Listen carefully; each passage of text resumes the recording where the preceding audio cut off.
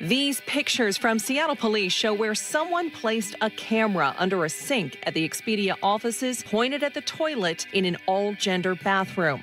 An employee at the San Jose Starbucks on Coleman Ave first noticed the hidden camera on January 31st under the restroom sink and then called 911 to report it. Many of us probably have one of these. This is just a normal phone charger. Well, police say a 27-year-old man used one of them with a hidden camera in it to record one of his neighbors. 53-year-old man who's now out of jail just 2 days after being taken into custody on allegations he was secretly recording students while they were undressing.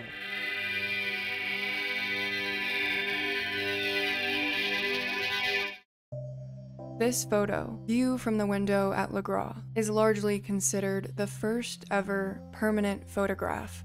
It was taken by a French inventor all the way back in 1826. Now fast forward 170 years later to 1996. Kodak releases the first digital consumer camera to use compact flashcards, the Kodak DC-25. This technology is pretty much useless now, but back then, customers were paying $595 for this, which would be nearly $1,000 today. And depending on the resolution, you couldn't even take more than 14 pictures before this thing was completely full. And fun fact, my grandmother actually used this to take the first ever photo of me in the hospital when I was born. This camera is definitely older than like a third of you listening to this right now. The relationship we have to digital cameras has drastically changed since my grandmother took that photo. Most of us are walking around with phones that can easily capture HD video and photos and then post them directly to the internet.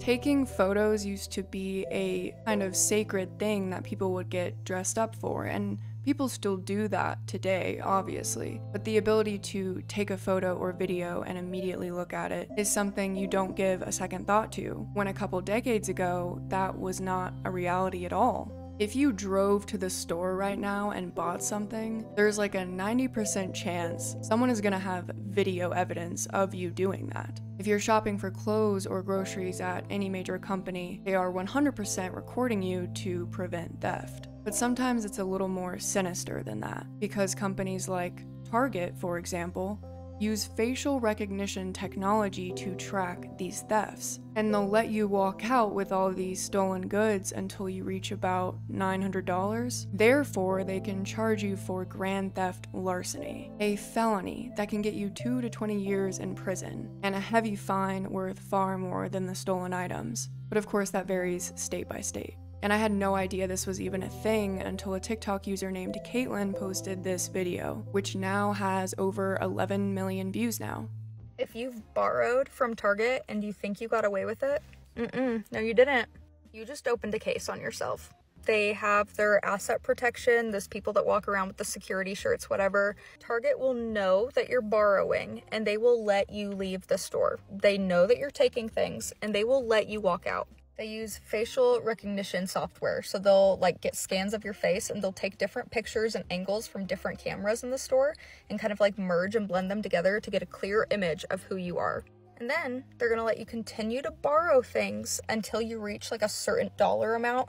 I think it's different in like different states, but like $900, for example, they'll let you take up to $900 worth of merchandise just so they can have you arrested for grand theft larceny. Target literally runs one of the top rated forensic labs. They have the FBI working for them. They have like retired law enforcement, literally top rated forensic lab. Not kidding.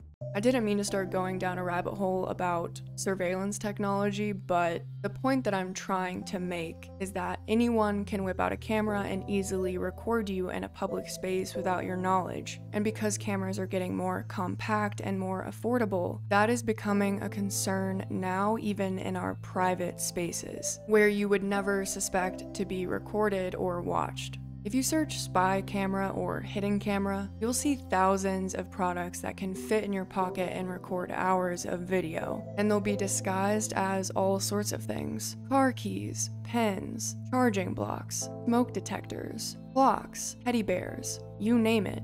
Some of this advanced technology is hundreds of dollars, but the majority of them are less than $50. Anyways, I've just been thinking about this subject for a while, and I wanted to take y'all through several arrests made in the past month alone, where the suspects were using hidden cameras to record their victims, and in some cases, possibly post it on the internet. On the LinkedIn account of 46-year-old Nicholas Sherwood, he lists his education as paramedicine at Jefferson Community College. There is a large gap on his work experience, but if Sherwood did go into this field, it means he was responsible for providing urgent care to patients. Paramedicine is often viewed as the intersection of healthcare, public health, and public safety, and it's scary to think that someone like Sherwood could have been working in this field because of what we know now. From June 2016 up until this past month, Sherwood worked for Revitalized Properties LLC. It appears though that he's actually the owner and used this company to at least purchase a home in 2022 and 2023. It also appears like Sherwood's company might have been doing really well because he registered for the trademark on February 28th of this year, describing it as, quote, repair, improvement, and construction of residential property. Unknown to Sherwood, the Task Force for Internet Crimes Against Children were watching him. They'd found disturbing images and videos featuring children distributed over the internet, and it allegedly pointed back to Nicholas Sherwood. Authorities may have found that this material corresponded with children and properties that Sherwood owned, because that led them to search that residence, where they found a hidden camera disguised to look like a wall outlet. Authorities arrested Sherwood the day after he registered his trademark, at the very address he listed as the company's location. He has been charged with 5 counts, including 3 counts of criminal possession of a weapon, 1 count of promoting a performance by a child, and 1 count of unlawful surveillance. And this isn't Sherwood's first arrest when it comes to crimes against children. He was already a registered sex offender. In September of 2015, he was arrested for repeatedly a child over the course of 5 years. This abuse occurred from 2005 to 2009, and the victim was under the age of 10. He was charged with first-degree and endangering the welfare of a child. In May of 2016, he pleaded guilty to the felony abuse charge. This charge carries up to 7 years in prison, but Sherwood's sentence was a fraction of that. 6 months in jail and 10 years of probation. After Sherwood's most recent arrest made some headlines, a man in Watertown contacted a local news station. He said he was the father of the children living in the home where these hidden cameras were discovered. They were living with their mother at this location. And this father believes that Sherwood may have been trafficking the images from those cameras to the internet or to other people, and he wants other parents to be aware. For now, Sherwood is sitting in jail, held on a $75,000 cash bond. On social media, 27-year-old Ryan Selleny looks relatively normal. After earning a bachelor's degree in personal financial planning at Penn West Edinburgh, he began working full-time at Vanguard. On his LinkedIn account, Selleny claimed he was promoted to Senior Financial Advisor in May 2023. However, a month ago, he sort of made a desperate post on LinkedIn looking for work. I'm not sure if he was fired or what, but he specifically was looking for a position that would allow him to work from home. Home for Selleny is the Kingswood Apartments in King of Prussia, Upper Merion, Pennsylvania. On March 24th, authorities received a call from a woman in that same complex who had an encounter with Selleny. Selleny had approached the victim and asked her out to dinner. She politely declined, but he was insistent and made her extremely uncomfortable. He basically pressured her into giving up her phone number. Selleny later texts the woman asking her out again. Just 2 days after that uncomfortable exchange, the victim finds an unusual USB charger plugged into the outlet of her bedroom. She reports it to police, saying she didn't recognize it and didn't give anyone permission to put it there. Authorities look around and there's no signs of forced entry. Detectives collect the device and learn it's actually a hidden camera with an SD card full of footage inside this woman's apartment. Around 24 hours worth of video. The camera had a clear view of her kitchen and bedroom and filmed the victim in various states of undress and in the nude. The most disturbing footage, though, didn't show the victim at all. It showed the same man who had asked her out and couldn't take no for an answer, Ryan Selleny. He was allegedly on the victim's bed. It then shows him placing his fluids inside her water jug and back into the refrigerator. It is believed that Selleny wanted the victim to consume his bodily fluids and that he wanted all of it recorded on camera. When the victim gave the name and number of the man who asked her out and they looked up his identification, it was a perfect match for the man seen on video, 27-year-old Ryan Selleny. He's been charged with burglary, criminal trespass, indecent assault, intercepting communications, recklessly endangering another person, theft by unlawful taking, and invasion of privacy. Authorities say he entered the victim's apartment several times, not just once, and also stole some of her personal items. They also issued a warning to the public after completing their search warrant. Quote, "Evidence collected at his apartment leads detectives to believe that there are potentially several more victims of Selleny, and this type of behavior may have been occurring for some time." Residents at Kingswood Apartments are shocked after finding out about a peeping Tom in their complex. I was really scared. I think it was terrifying.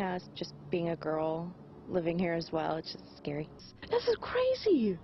It's just ridiculous. Rob DeVideo is a professor at Drexel University where he researches high-tech crime. He says these sort of devices are more accessible than ever. This stuff is widely available. It's smaller and smaller. And once it's placed, you don't even need to go back and retrieve the footage. They're Wi-Fi connected. Police also think there could be several more victims after finding evidence at Selleny's apartment. Ryan Selleny is being held at the Montgomery County Jail on a $50,000 cash bond. Upper Merion police are asking anyone who may have witnessed any suspicious behavior or interactions with Selleny to contact them immediately. 53-year-old Estevan Carreon has taught at Arizona schools for decades. Specifically, he taught students with, quote, social and emotional disabilities. In 2021, he received an award for his outstanding work, Teacher of the Year in Special Education. At this point, Carreon was teaching at Independence High School in Glendale, Arizona. He was also teaching a course about television and media. Just before school let out for spring break this year, Carreon offered his students an extra credit project. All they would have to do is come to the school on March 18th and film themselves in various outfits.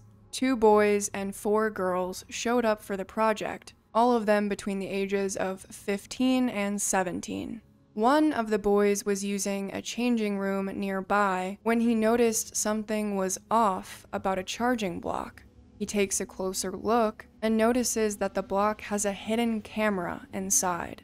This boy is smart. He hides the camera, obviously knowing something is wrong, and he starts warning the rest of the students. All of them start searching the changing room, and they discover 2 additional hidden cameras, one of them disguised as a clock. It was clear to them now that someone knew these students would be changing in that room, and they were being recorded at 3 different angles. The students made sure to take photos and videos of what they found, just in case it was disturbed. The teacher, Carreon, quickly notices that the charging block was no longer in the changing room, and according to students, he starts to panic. He accused them of taking items that, quote, belonged to the janitor, and also stated that he could, quote, go to jail for a long time if the students didn't return them. And students watch him remove the 2 other cameras from the changing room. Carreon then removes an SD card from one hidden camera and puts it into his laptop. He apparently wouldn't let students see what was on the video, but made a comment that it wasn't good. When no one fesses up to having Carreon's third camera, he starts pulling them aside one by one, questioning them. At one point, he starts literally turning out their pockets, desperately searching them and their backpacks. But the boy who initially discovered the charging block camera manages to sneak out of the school with it, giving an excuse that his mom needed to pick him up. When his parents watch the footage, they saw exactly what the students suspected. Videos of them changing and in the nude. Estevan Carreon was arrested on March 25th, and a search warrant was executed on his home and digital media. Authorities were able to recover footage from the cameras that he had tried to delete. They are currently still combing through the evidence to see if there are additional victims. Police say 53-year-old Estevan Carreon invited students to an extra credit project on campus. The project involved them using a changing room to switch out of outfits. When the two males went to the dressing room, one of them actually noticed a charging block. And in the charging block, he noticed that there was a little pinhole lens in it, and that was actually a camera. Police say they took out the SD card and eventually started looking for more. Carreon was able to post his $50,000 bond, and he's currently being monitored by authorities by a GPS tracker. I posted a video about this case on TikTok, and there is a number of comments from students who actually went or currently go to this school and have had interactions with Carreon. And there were a few comments saying that his behavior towards the underage female students was a little concerning. Another person commented that someone had apparently spray painted the word pedo on his garage, but I'm not sure if that actually happened.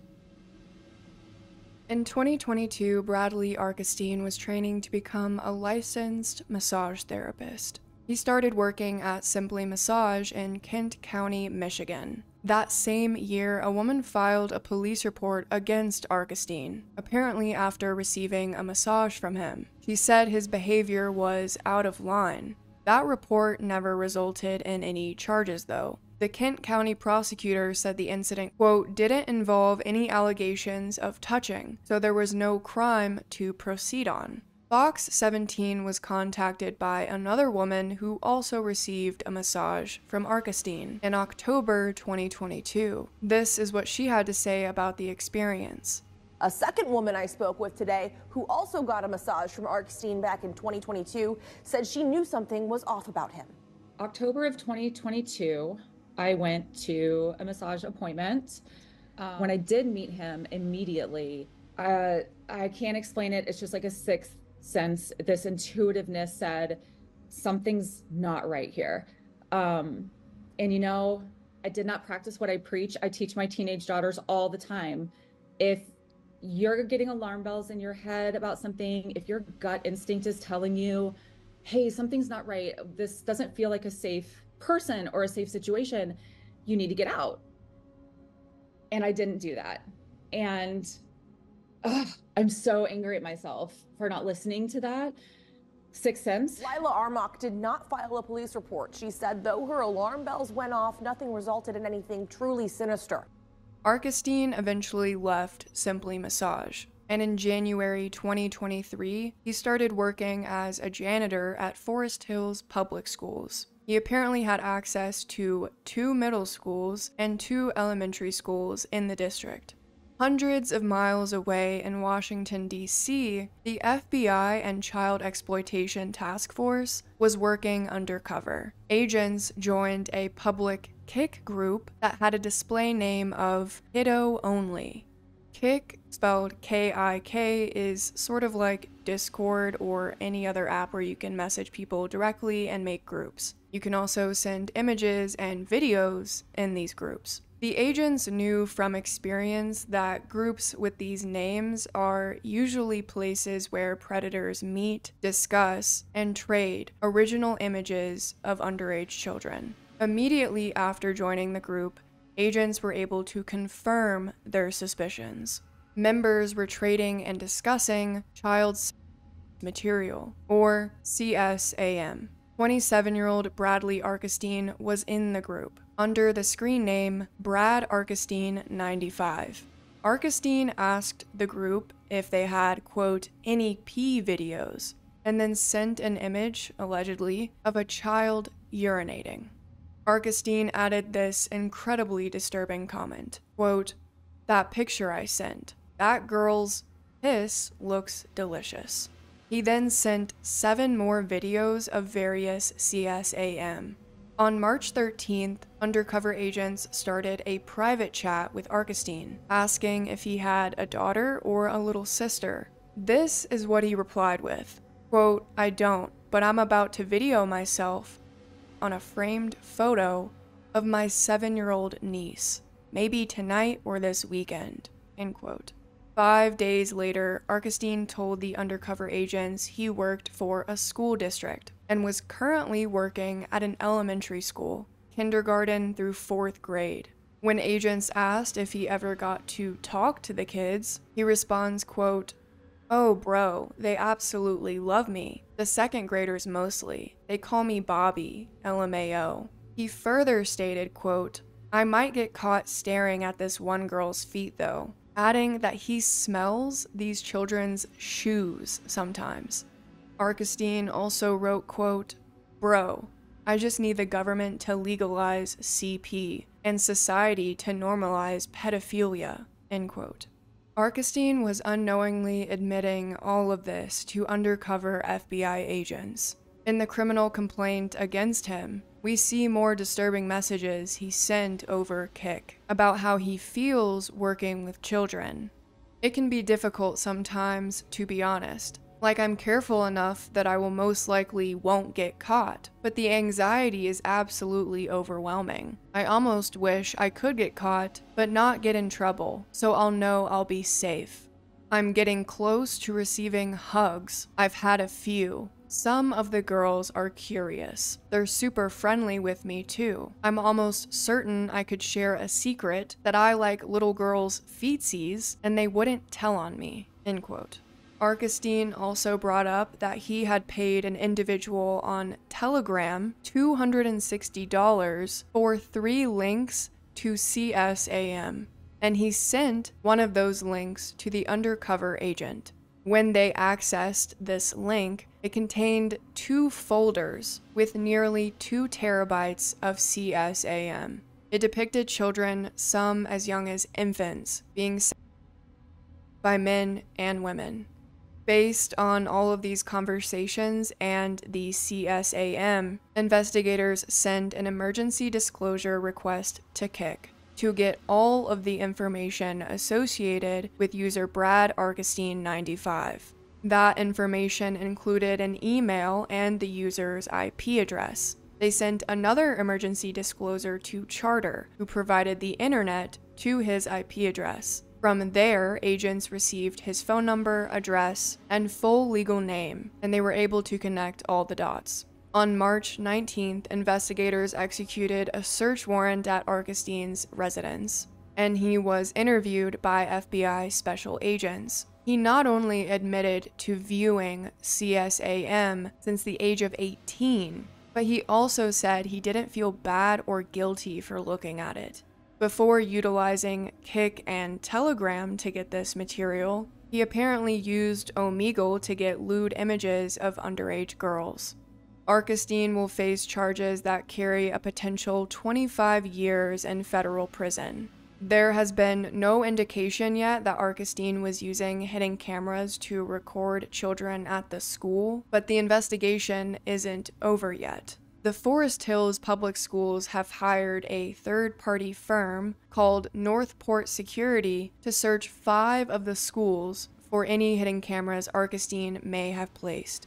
Forest Hills is probably taking this extra step of precaution because they've had a similar case before. Like Arkesteyn, Timothy Vallier also worked as a janitor for the school system and had no prior criminal record. In 2012, he became the boys' rowing coach at Rockford High School, And for 5 years, he secretly recorded underage girls undressing. This was only discovered in July 2016, when 2 graduates assisting Vallier were given keys to the team's vehicle, and this vehicle was primarily used by Vallier. Inside, they found a video camera, and when they played that footage, they see video of girls undressing in the team's crew house. Investigators search the building, and they find peepholes carved into the changing room's wall. Vallier had even widened it with a file to get a better view. They also discovered a hidden camera in a separate school building, a locker room for female athletes. They also discovered CP on Vallier's own computer. Authorities say 62 girls were victimized. And in May of 2017, the 31-year-old was sentenced to 22 years in prison and 5 years supervised release when this term expires. Timothy Vallier is actively trying to appeal his sentence. Rowing coach who secretly recorded female athletes in locker rooms for more than 4 years will not see his sentence reduced. A federal judge last year sentenced Timothy Vallier to 22 years in prison for attempted children and possession of child. He secretly recorded videos at a Plainfield Township boathouse and at a school building.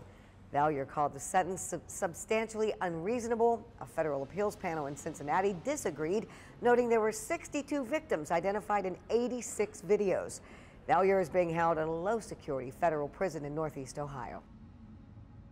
On January 31st, a Starbucks employee in San Jose, California, noticed something under the bathroom sink that didn't belong. Authorities responded to the 600 block of Coleman Avenue, where they discovered the device was actually a hidden camera, pointed directly at the toilet used by customers. The San Francisco Chronicle reported that this camera was disguised to look like a small soccer ball keychain. When investigators looked through the footage, they found, quote, extremely graphic videos. This hidden camera had filmed over 91 victims, fully exposed, using the restroom on January 30th, from 9 a.m. to 7 p.m. The victims' ages ranged from 4 to 84 years old. 2 weeks later, San Jose police arrested 35-year-old Louie Juarez Jr. When they executed a search warrant at his home, they found other miscellaneous micro cameras, as well as 20 firearms and high-capacity magazines. Juarez has been charged with the following: possession of CP, installment of a hidden surveillance camera with audio, possession of high-capacity magazines, possession of an assault rifle, and possession of an unregistered firearm.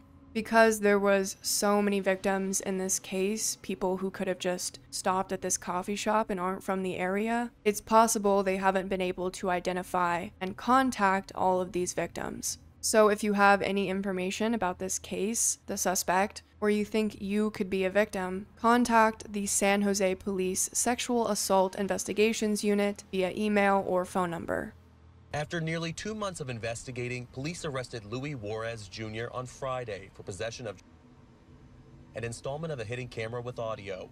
Juarez is also facing several gun-related charges after police discovered roughly 20 firearms at his home, including high-capacity magazines and an assault rifle. I spoke with Starbucks customers outside the coffee shop about the arrest and hidden camera. First heard about that, I was like, that's scary. I don't know what people are thinking. They're out to lunch, they're nuts. I'm glad that they caught the person. I'm sure most of you have heard about or even used Expedia.com. Expedia is an online travel company that helps customers plan and book flights, hotels, rental cars, etc. This company is largely based in America's tech capital, Seattle, Washington. Expedia recently had a case of hidden cameras that was so extreme, not only did the CEO address it, he's actually being forced to step down now, but they actually had to close their headquarters for 3 days so that they could upgrade security measures and search for additional spy cameras. It might seem like Expedia handled this in a professional manner by doing all of that, but that's not really the case. On December 4th, 2023, an Expedia employee identified as HS was in a single-use, gender-neutral bathroom when he noticed, quote, a white box with a cell phone-like device attached to it. It was taped under the sink. When he inspects it, he notices a camera lens on this device and felt, quote, immediate fear when he saw the reflection of his own face looking back at him. This employee was only 17 years old, by the way. So HS exits the bathroom and comes across two colleagues and warns them that there's a hidden camera in the bathroom, telling them, quote, it was under the sink and probably captured everyone with their pants down. HS checks the other single-use bathroom and finds an identical device taped under the sink, pointed at the toilet.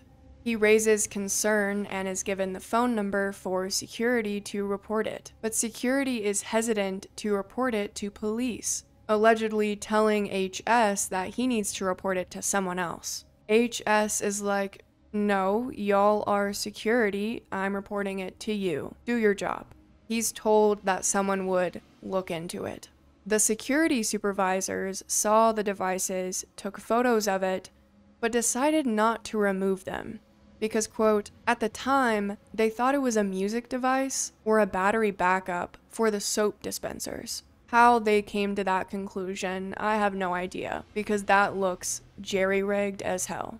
When HS uses the bathroom the next day, the devices are gone. He thought security had finally removed them, but he would later learn that security did not. It was someone else. Fast forward over a month later to January 11th of this year. An employee identified in court documents as MT discovers similar devices in the same bathrooms, so obviously someone put them back. MT alerts HS, who reports the devices to security again and closes off the bathrooms so no one goes in. But there's one man at Expedia who tries to use the bathroom twice despite it being closed off.